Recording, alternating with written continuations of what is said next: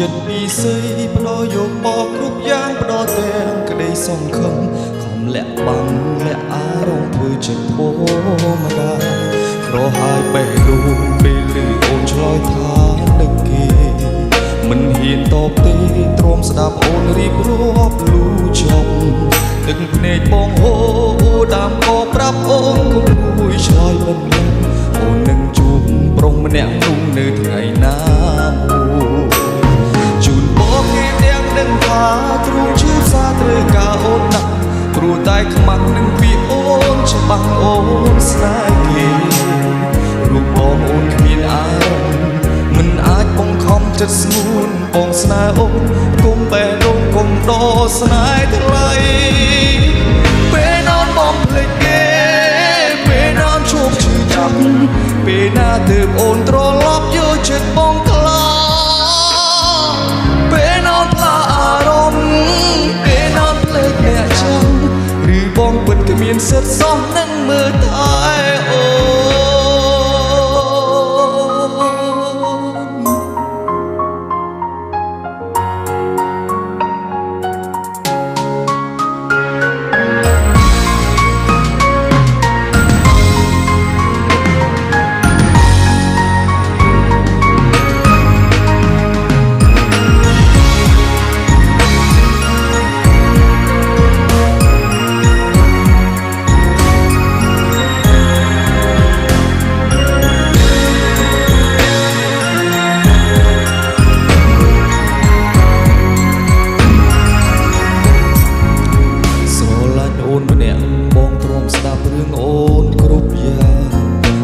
ចិត្តខ្លា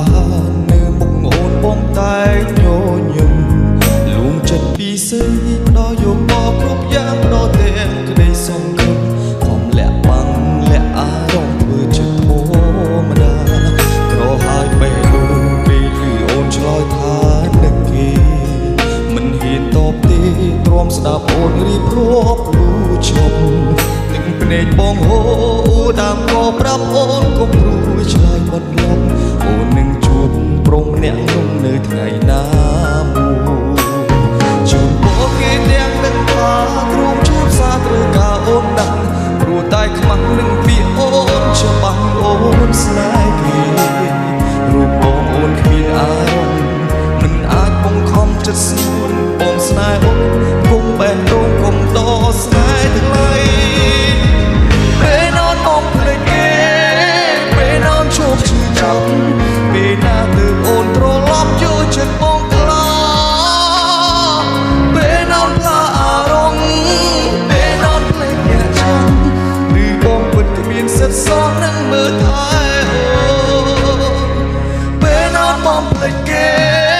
ពេលនอนជួបឈឺចាប់ពេលណាទើបអូនត្រឡប់យកចិត្តបងខ្លា